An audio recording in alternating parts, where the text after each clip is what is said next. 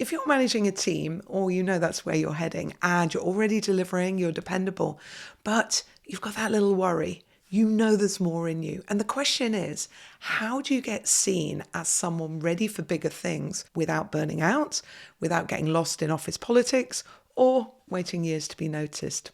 In this video, I will show you how to develop a CEO mindset, even if you're not the boss yet, and how that small shift can have an enormous impact on how you lead, how you plan, and how others perceive you. My name is Helen Bryant. I'm a leadership coach and I'm the creator of Manager OS. And I work with smart, committed managers and leaders who are already doing well.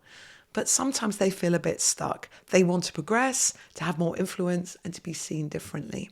And what I've seen time and time again is that this leap isn't about working harder.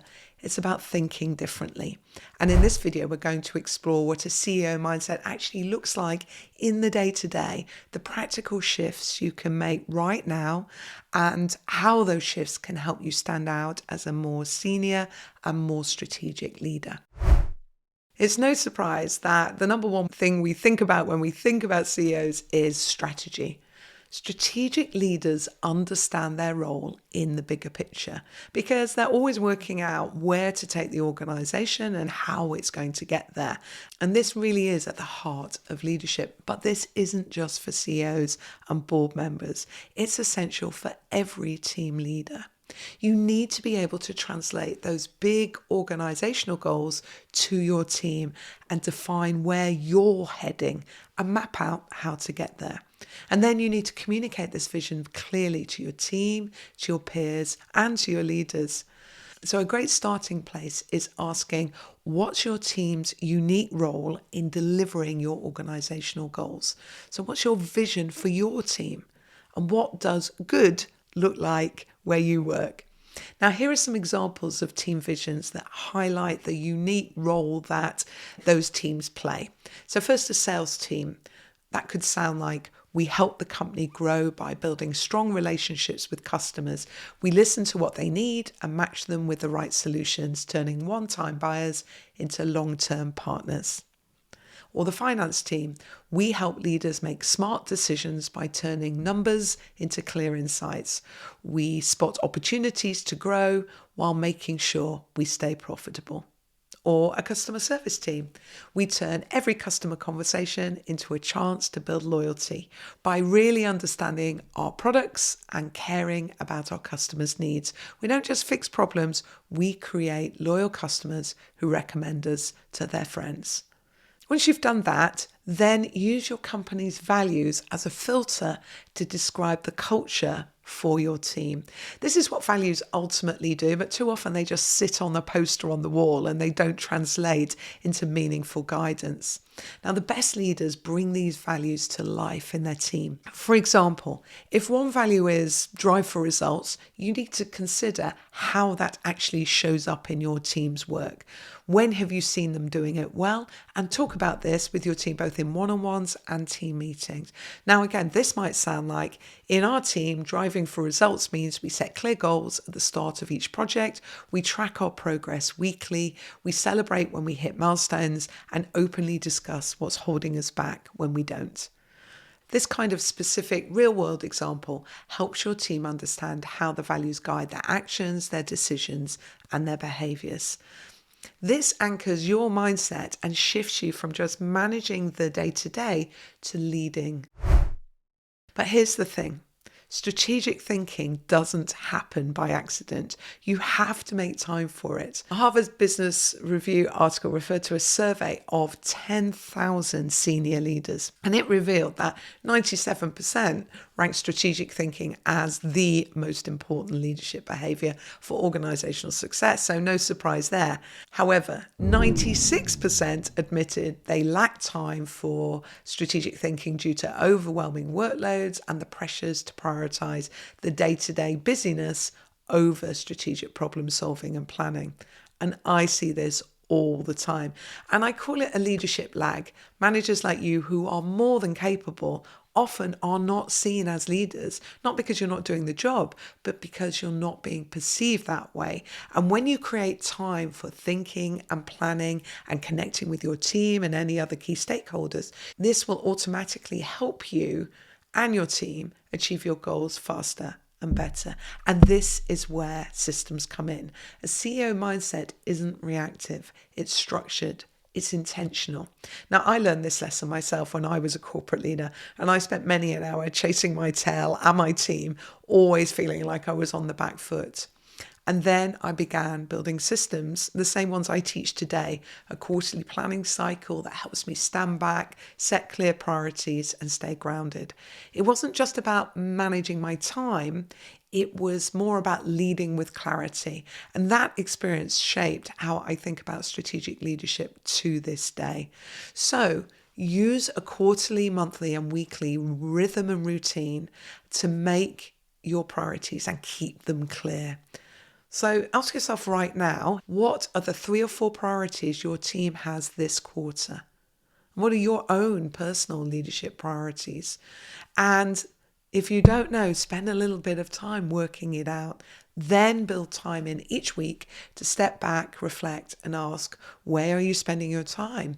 Are you managing or are you leading? And make changes if it's not enough leading. Strategy is about making choices. Systems give you the space to make better ones.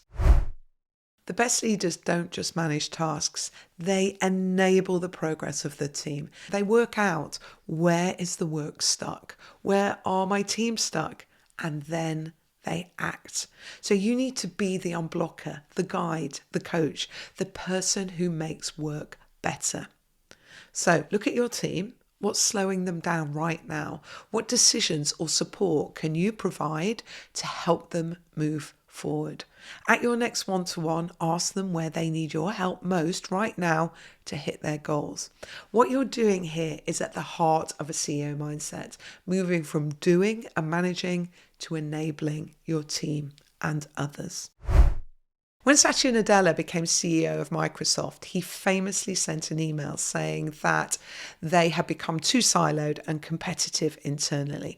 And he began fostering collaboration by working cross-functionally himself, taking time to understand what the product, marketing, and people teams needed. Great leaders don't operate in silos, they build networks. Strategic leadership means being the one who joins the dots, and it starts by regularly stepping outside your immediate team to ask, how can we work better together? Ask yourself, who are your key stakeholders? Who are your cross-functional peers? And do you have a simple system for keeping in touch with them, keeping this all front of mind? So if you make time to connect, share updates, ask questions, and remove blockers together, you will just be seen as a much more influential leader, because this is how influence is built. So much of leadership, especially when looking at the bigger picture, is understanding the changing environment of work. And nothing tells us more about this than the rise of AI and its impact on leadership. We are in the middle of a massive technological shift. Think industrial revolution on steroids. If you want to lead in the future, you need to be tech savvy. It's just a vital skill set that you need to develop. Find digital first ways to collaborate. Use tools that create transparency and flow within your team. And be an AI user. Don't think this is just IT's domain. You need to know personally what works with AI and what doesn't. You need to understand so you can create a vision for work and the guardrails to how it's used. AI is going to change the whole way we work, and in just a few short years. If you want to have a CEO mindset, you need to be tech savvy and look for the ways in which technology can streamline and enhance your team's work. This is going to be a standout leadership skill. But there's a second skill set that goes completely alongside it, and that is all in the area of human leadership, using a coaching style of communication. In a fast-moving, tech-centric world, connection matters more than ever. You need to learn how to ask better questions, to guide performance, and build trust.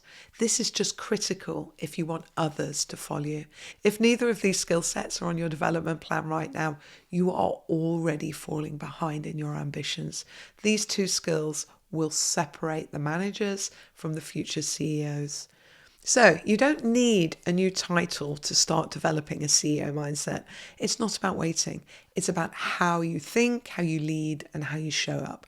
As ever, it's in the action. Mindset drives action, not just thoughts. So which actions do you want to start with first? Let me know in the comments which ones you're going to try out, because I read and reply to them all. And if you're ready to be seen as a more strategic leader, I'd watch this video next, because this is where I walk you through the exact planning system that I mentioned and encourage all my clients to follow in order to help them find the time and focus to keep their leadership front of mind and not get lost in the day-to-day. It works for anyone, but especially if you lead a team. I'll see you there.